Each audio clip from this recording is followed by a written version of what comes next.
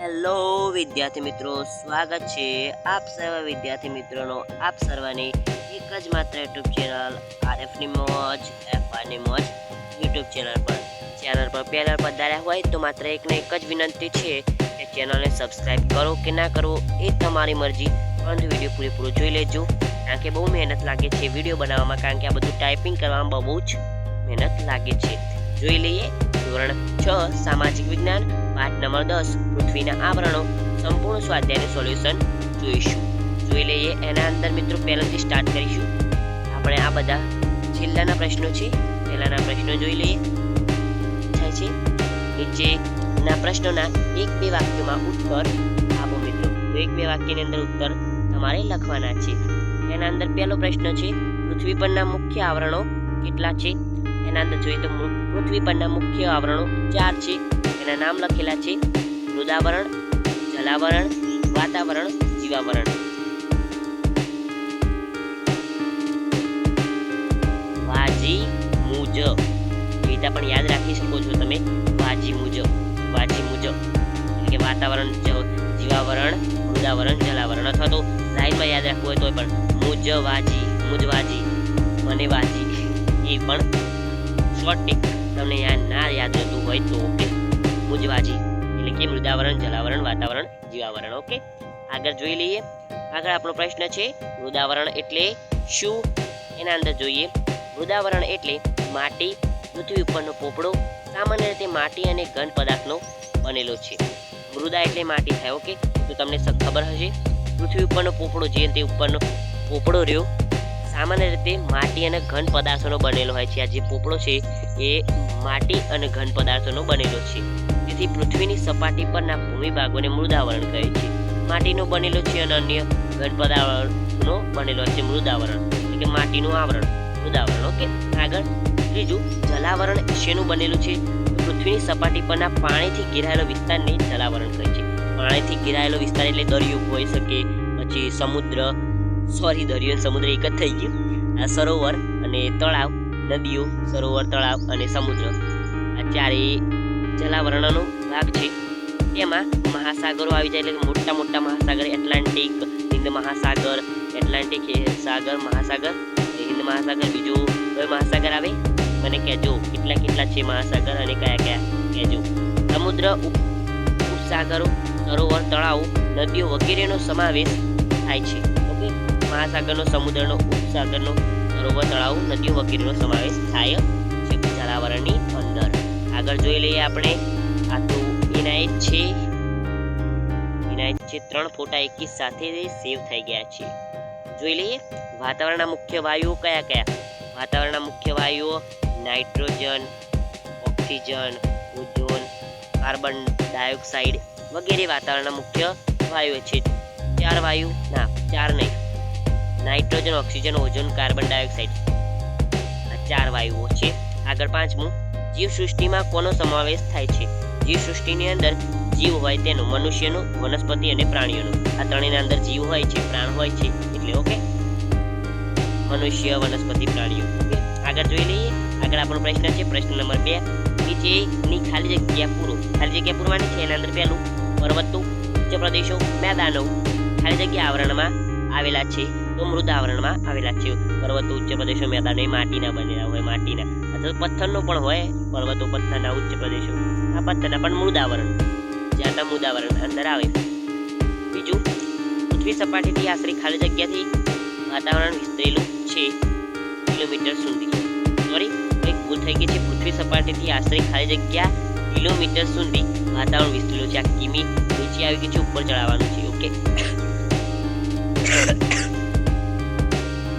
800 થી 1000. ઓકે, ત્રીજું જોઈએ તો વાતાવરણમાં ખાલી જગ્યા વાયુનું પ્રમાણ સૌથી વધુ છે, નાઇટ્રોજન વાયુનું.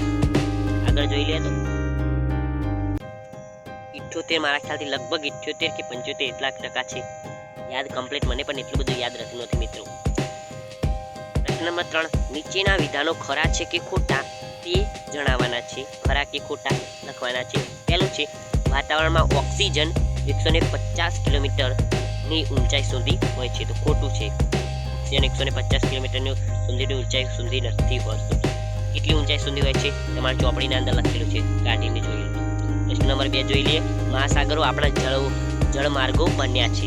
સાચું, મહાસાગરો એ સમુદ્રો આ દેશથી પેલા દેશ કૂદી નહીં જતા હો પાછા, નક્કી કૂદી મહાસાગરો અંદર કૂદી તો હનુમાન દાદા ગયા હતા કૂદીને. તો બાકી આપણે તો હોડીના અંદર ચલાવી દઈએ જહાજો મોટા આમાં તો સબમરીનનો જમાનો છે એવી રીતે. ઓકે, ત્રીજું જોઈએ તો જીવાવરણમાં અનેક પ્રકારની જીવસૃષ્ટિનો સમાવેશ થાય છે. તો ખરું, જીવાવરણની અંદર જીવાવરણ એટલે જીવનું આવરણ એટલે કે જીવાવરણ, જીવસૃષ્ટિનું સમાવેશ થાય છે. સાચી વાત. ખરું. આગળ ચોથું, પૃથ્વીની સપાટી પર પાણી અને હવાને કારણે સજીવ સૃષ્ટિ વિકાસ પામે છે. સાચી વાત છે, પાણી અને હવાને કારણે વિકાસ પામે છે. પાંચમું, ઓઝોન વાયુ સૂર્યના પારજાંબલી કિરણોથી પૃથ્વી પરના સજીવોને બચાવે છે. સાચી વાત હો, એકદમ 101% સાચી. આગળ જોઈ લે તો ટૂંક નોંધ લખો. પ્રશ્ન નંબર 4 છે વાતાવરણ વાત વત્તા આવરણ. જોઈએ પહેલું અંદર એના અંદર જોઈએ મુદ્દા છે. પહેલી ટૂંકનો જ છે, 3 ટૂંકનો છે મારા ખ્યાલથી.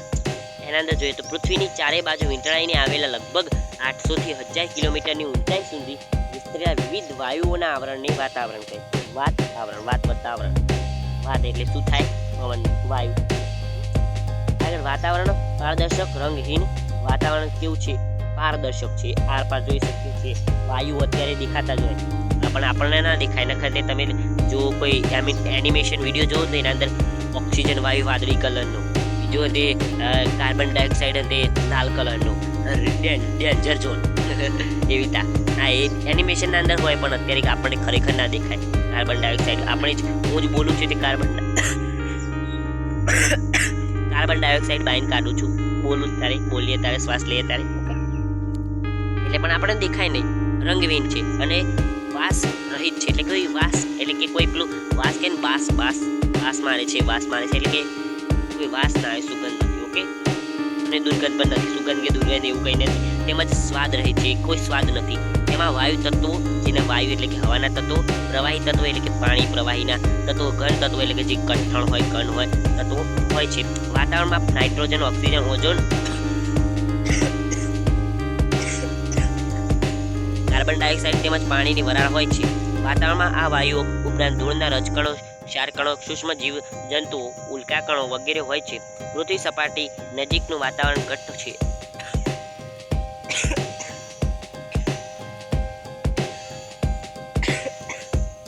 પૃથ્વીની સપાટીથી ઊંચે જતા હવા પાતળી થતી જાય છે. આવી રીતે છે મિત્રો. આગળ જોઈ લઈએ આપણે. આગળ આપણો છે કાર્બન ડાયોક્સાઇડ વાયુ ભારે હોવાથી હવાના નીચલા સ્તરમાં તે વધારે પ્રમાણમાં હોય છે. ઊંચે જતાં તેનું પ્રમાણ ઘટતું જાય છે. કાર્બન ડાયોક્સાઇડ આશરે 20 કિલોમીટરની ઊંચાઈ પછી, ઓક્સિજન આશરે 110 કિલોમીટરની ઊંચાઈ પછી અને નાઇટ્રોજન આશરે 130 કિલોમીટરની ઊંચાઈ પછી તેની હાજરી ઓછી જણાય છે. ખૂબ ઊંચાઈએ જતાં માત્ર હાઇડ્રોજન અને હિલિયમ જેવા હલકા વાયુઓ જ જોવા મળે છે. પાણીને ઓક્સિજન 110 કિલોમીટરની ઊંચાઈ સુધી. વાતાવરણમાં ઓઝોન વાયુનું પ્રમાણ ખૂબ ઓછું છે. રજકણો અને ક્ષારકણો વાતાવરણમાં ઘન ઘટકો છે તે વાતાવરણના નીચલા સ્તરમાં હોય છે. આગળ જોઈએ તો આ સરસ મજાનો લાગે છે ફોટો. જોઈ લઈએ. એના અંદર જલાવરણનું મહત્વ લખવાનું છે. જલાવરણનું મહત્વ આ પ્રમાણે છે. જલાવરણ આપણને પીવા માટે મીઠું પાણી આપે છે.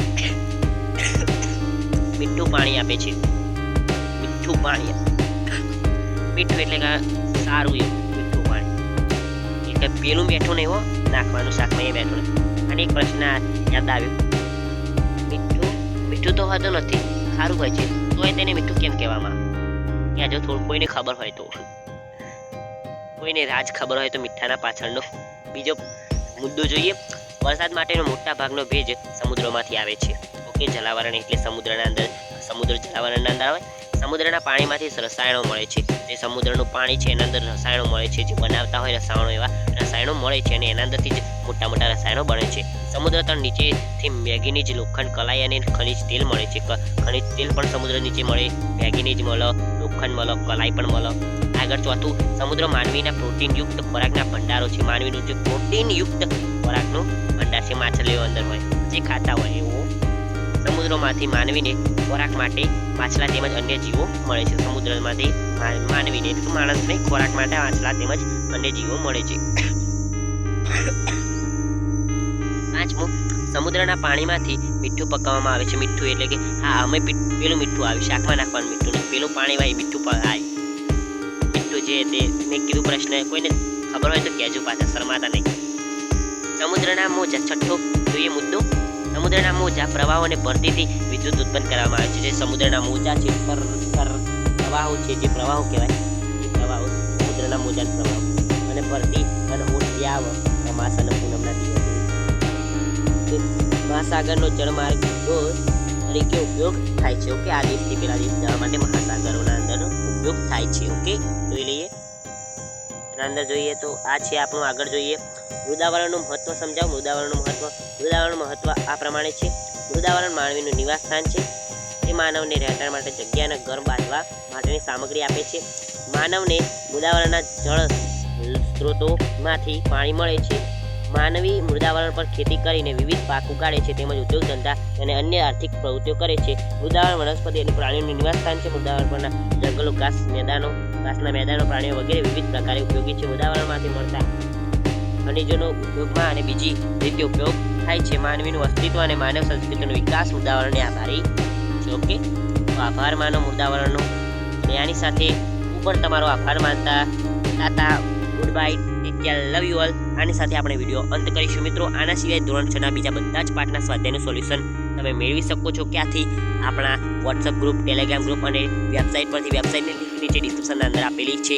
PDF ડાઉનલોડ લિંક લખેલું હશે, આ PDF ડાઉનલોડ કરી શકો છો. આના સિવાય બીજા અન્ય વિડીયો પણ મુકાઈ ગયા છે. ધોરણ 6ની સામાજિક વિજ્ઞાનના દરેક પાઠનું સ્વાધ્યાયનું સોલ્યુશન આપણે કરી ચૂકાય છે. તો ચેનલને સબસ્ક્રાઈબ કરજો, જેથી તમને દરેક પાઠના સ્વાધ્યાયનું સોલ્યુશન મળી રહે. તો આની સાથે વિદાય લેશો અને દરેક પાઠની સ્વાધ્યાયનું સોલ્યુશનની PDF પણ મળી જશે. જે વિડીયો હશે એના ડિસ્ક્રિપ્શનના અંદર PDF ડાઉનલોડ લિંક એવું લખેલું હશે, ત્યાંથી તમે ડાઉનલોડ આરામદાયક સ્થિતિમાં કરી શકો છો. ઓકે, આવજો. Tata, good bye.